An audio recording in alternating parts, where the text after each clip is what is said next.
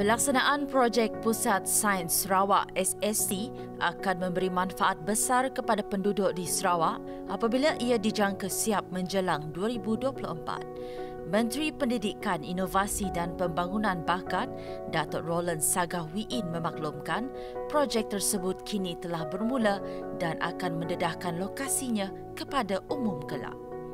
Jelas Roland, projek tersebut merupakan cetusan idea Premier Sarawak, Datuk Patinggi Tan Sri Abang Johari Tun Openg dalam menjadikan rakyat Sarawak mempunyai pengetahuan sains dan teknologi setaraf dengan penduduk di seluruh dunia.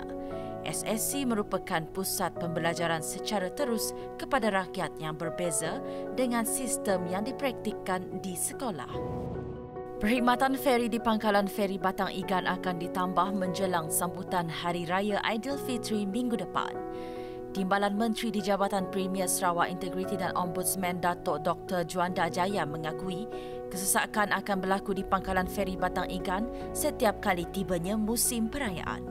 Justru sebagai langkah terbaik, beliau yang juga ahli Dewan Undangan Negeri Jemoreng telah menulis surat permohonan kepada Timbalan Premier Datuk Ahmad Douglas Uga Ambas pada awal April lalu bagi memastikan pelaksanaannya untuk mengurangkan kesesakan. Polis mengesahkan kematian seorang lelaki yang terlibat dalam kes pergaduhan ala Samseng di sebuah restoran di Matang pada 16 April lepas. Ketua Polis Daerah Pedawai Superintendent Abang Zainal Abidin Abang Ahmad berkata, Goh Kiahi meninggal dunia pada pukul 10.10 malam Isnin ketika dirawat di Hospital Umum Sarawak. Katanya siasatan kes masih diteruskan untuk mengenal pasti penyerang yang memukul Kiahi. Pasukan Polis Merin Wilayah 5 berjaya menggagalkan cubaan menyeludup sejumlah 1,125 batang kayu yang dianggarkan mencecah nilai jutaan ringgit di perairan Nangajih, Sungai Batang Rajang di Sibu. Komander Polis Merin Wilayah 5 Sarawak, SCP Zulfika Muhammad Ghazali mengesahkan rampasan itu dilakukan sepasukan pegawai dan anggota dalam satu operasi oplandai pada jam 3.30 petang. Ujar beliau ketika menuju ke lokasi, pasukan operasi terserempak dengan beberapa buah perahu yang bertindak melarikan diri dari kawasan longgokan kayu balak yang telah diikat di tebingan sungai.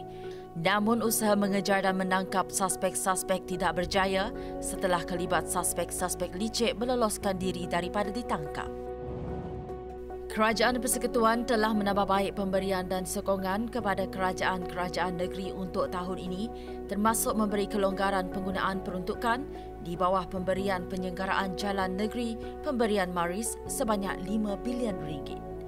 Perdana Menteri Datuk Seri Ismail Sabri Yaakob berkata, penambahbaikan pemberian dan sokongan kepada kerajaan-kerajaan negeri itu diputuskan dalam mesyuarat Majlis Kewangan Negara 2022 yang dipengerusikannya dan dihadiri Menteri Besar serta Wakil Ketua Menteri semua negeri.